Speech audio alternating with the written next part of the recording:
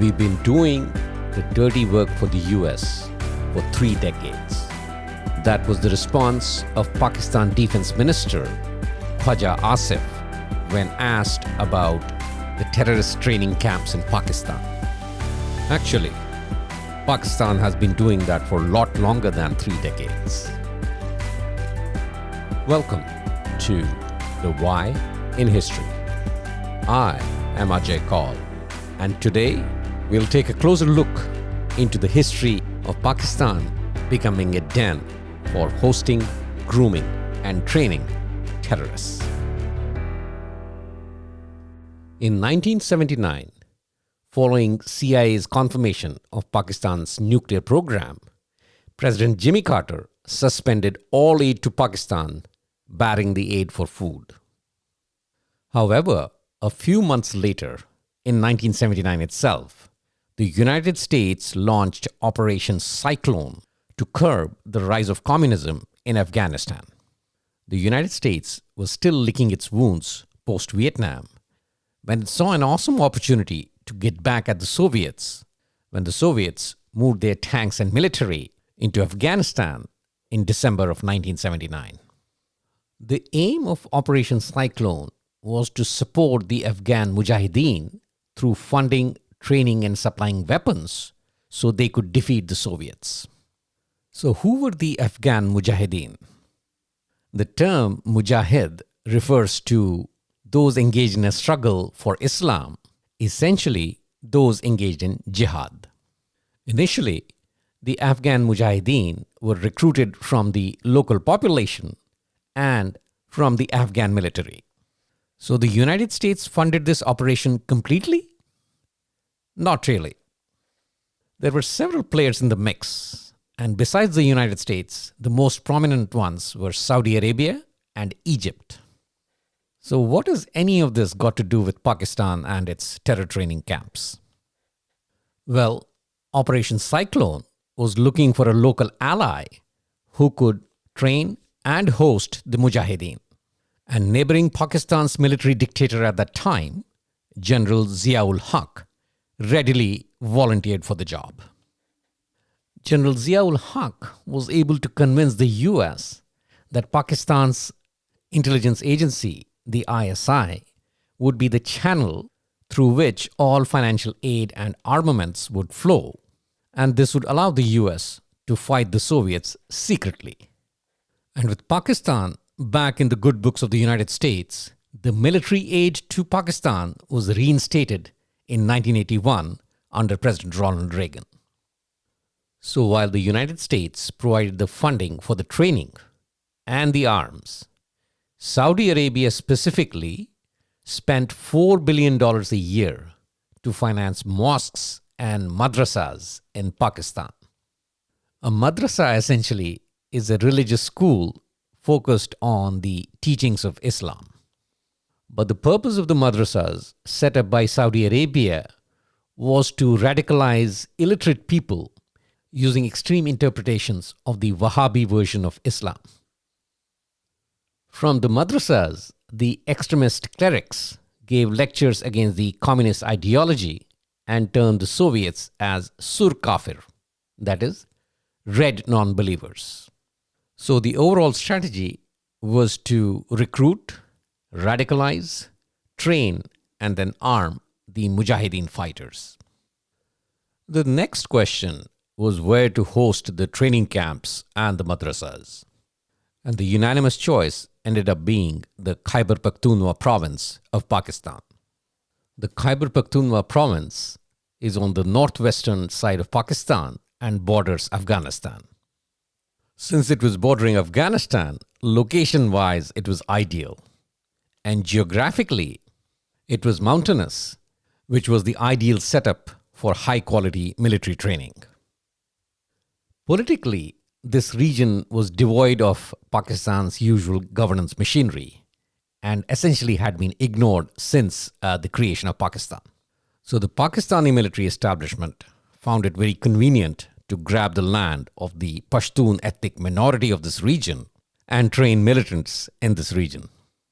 Now, one thing to remember here is that during the 1970s, when Afghanistan was at its peak economically, the Afghani president, Mohammad Daoud Khan, was sponsoring and promoting Pashtun separatists from the Khyber Pakhtunkhwa region to help them carve out an independent Pashtun state from within the Pakistani territories.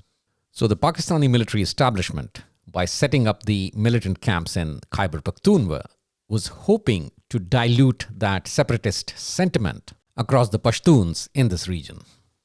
And this was accomplished via a massive influx of foreign Islamic fighters from the neighboring regions of Afghanistan, Uzbekistan, Tajikistan, and even Iran. And with a whole bunch of madrasas coming up in this region, the mullahs running these madrasas gained the upper hand over the Pashtun tribal leaders. Besides providing financial aid for setting up these madrasas, Saudi Arabia also sent a wealthy construction contractor to build these madrasas and provide additional logistical support to the militant camps. This wealthy construction contractor's family was very close to the Saudi royal family, and his name was Osama bin Laden. By the 1990s, about 3,000 madrasas had been set up, and Osama bin Laden himself had trained in these camps and collaborated with prominent Afghan resistance leaders to recruit and organize Arab volunteers to get trained in these camps. Meanwhile, in a couple of years after these camps started running at full capacity, Pakistan's General Ziaul Haq had an idea about diverting some of the American and Saudi funds towards Pakistan's eastern border with India. The intent was to set up similar terrorist training camps along its border with Kashmir. And as a result, Operation Topak was launched to conduct a proxy war against India. Pakistan had failed to defeat India on the battlefield on several occasions, so the intent of Operation Topak was to bleed India by 1,000 cuts. The intention was to destabilize India by creating conditions of insecurity in two Indian states bordering Pakistan and tie down the Indian security forces, particularly the Indian Army, in internal security duties. The expectation was that prolonged employment in internal security duties would weaken the Indian Army and degrade its conventional superiority over the Pakistani Army. And the two target states were Punjab and Kashmir. And right around this time, there was a sudden escalation in militancy in these two regions. But it needs to be pointed out here that during this time, the two states, Punjab and Kashmir, had witnessed a severe distrust of the political administration due to their incompetency, corruption, and mismanagement. So the situation was ripe for Pakistan and the ISI to exploit this distrust of the political administration and start the process of sending trained and armed militants into these two regions to create chaos and disruption. And this proxy war by Pakistan was carefully calibrated to ensure that India's perceived threshold of tolerance was not transgressed. In other words, Pakistan ensured that the intensity of this proxy war was maintained at a low enough level that would prevent any escalation into another all-out war between the two nations. On its western front against Afghanistan, Pakistan provided an advanced military training to its recruits, and this was to ensure that they could defeat the Soviet army. On the other hand, along its eastern border with India, it only provided rudimentary military training and knowledge centered around using explosives and operating AK-47s. And this was because on the eastern front with India, the civilian population and infrastructure was the target. So through the 1980s, the mujahideen on the western front of Pakistan were being sent hundreds of millions of dollars in arms and money. But almost 80% of the arms and money never reached them. Whoa, wait. Does that mean 80% of the arms and money went to the terror camps on Pakistan's eastern border with India? Not really. A major chunk of the money went directly to the top leadership within Pakistani army and the ISI. The arms ended up in the open market, so much so that the CIA was shocked to find out that the American-made Stinger missiles had ended up in Iranian hands. So frustrated with the corruption within Pakistan, in early 1988, the CIA decided to audit the ammunition depots within Pakistan to trace the movement of these arms provided by the United States. Pakistani military dictator General Zia-ul Haq panicked, and on April 10, 1988, there was a massive explosion at the Ojari military depot near the Pakistani city of Rawalpindi. By official estimates, over 100 men, women and children were killed and many times more wounded by thousands of missiles and projectiles which were mysteriously set off and exploded, raining death and destruction across Rawalpindi and the neighboring Islamabad. And by some very strange coincidence, this was the depot where a major chunk of the arms provided for the mujahideen were stored. With the ammunition depot gone, the CIA could not conduct any audit. All efforts within Pakistan to investigate this incident were scuttled by General Zia.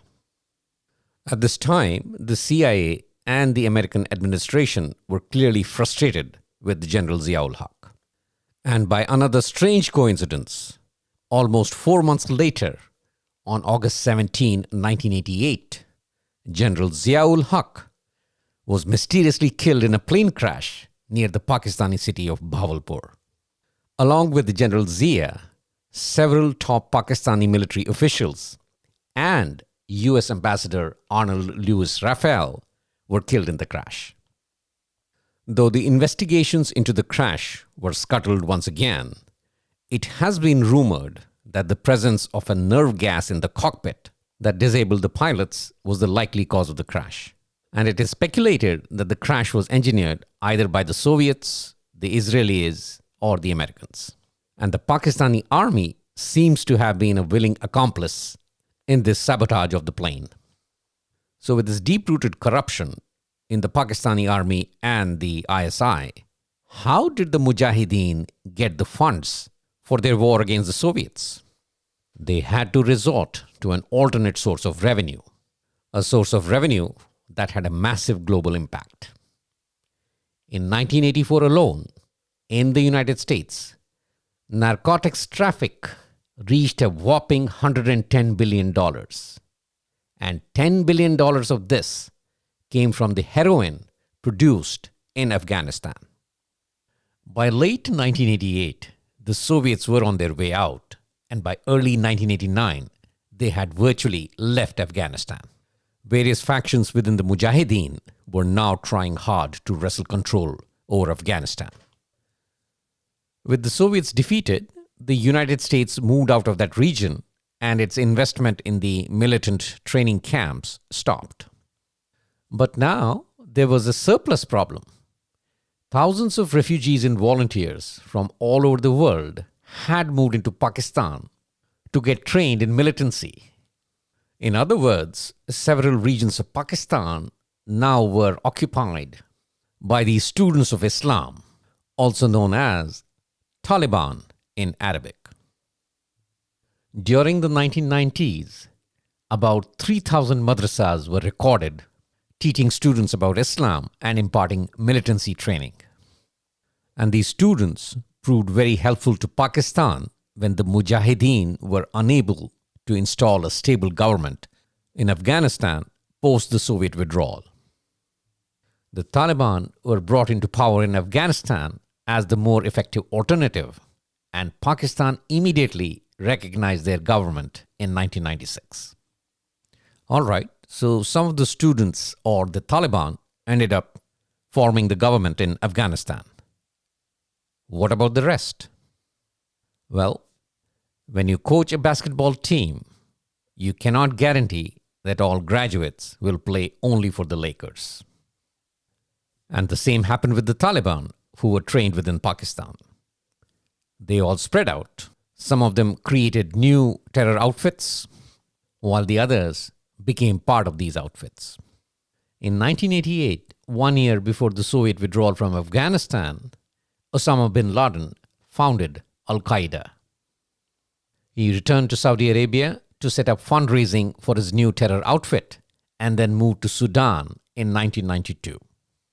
Now, it is often believed that Osama bin Laden was directly trained by the CIA during Operation Cyclone.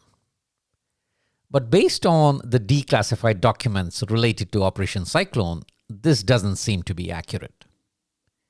Bin Laden essentially mistrusted both Pakistan's ISI and the CIA. The only evidence of a possible contact between the CIA and Osama bin Laden is that one of the mujahideen commanders most financed by the CIA was Jalaluddin Haqqani, who had a close relationship with Osama bin Laden. So there may have been some marginal contact between bin Laden and the CIA, but that's all that can be deduced.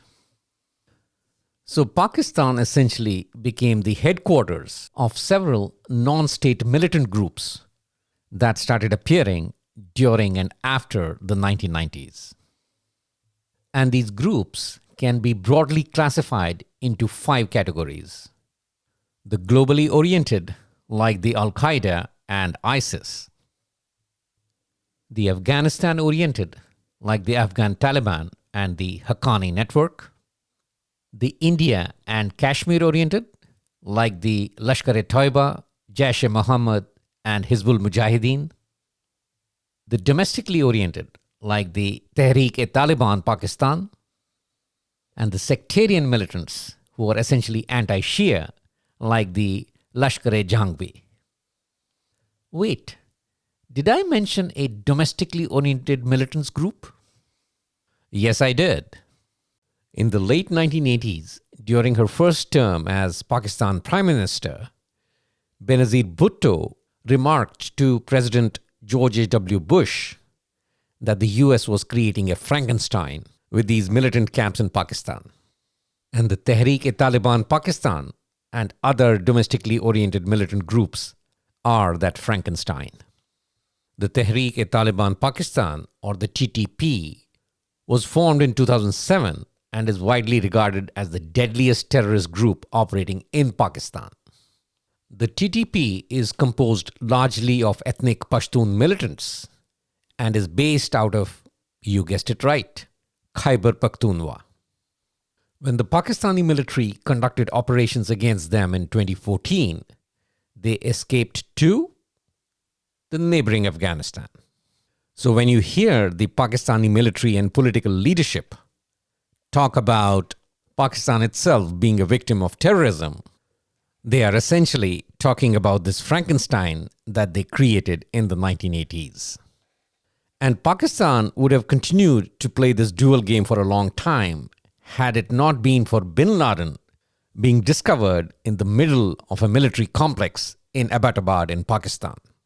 And per a report published by the New York Times in 2014, the ISI actually ran a special desk assigned to handle bin Laden. It was operated independently, led by an officer who made his own decisions and did not report to a superior. So where do we go from here? Is Pakistan destined to be the terror hub of the world? Many analysts believe that in the mid-1980s, the Middle Eastern policymakers saw Pakistan as a convenient political dumping ground for frustrated clerics and religious fundamentalists within their respective countries. In fact, the Al-Qaeda number 2, Ayman al-Zawahiri, fled to the region in 1984 after being charged and imprisoned for conspiring in the assassination of Egyptian President Anwar Sadat. The only way to dismantle the terror hubs in Pakistan is through long-lasting and stable democracy. The Pakistani military and the ISI have had a very long and strong grip on the political, social, and economic destiny of Pakistan.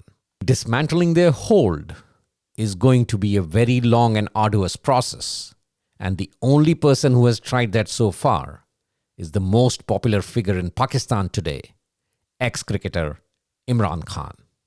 And while he languishes in a Pakistani jail today for standing up to the establishment, there is hope that he will be free one day and restart the process of building a stable and a long-lasting democracy in Pakistan. And on that note, we end this section of the program. On to the quiz section.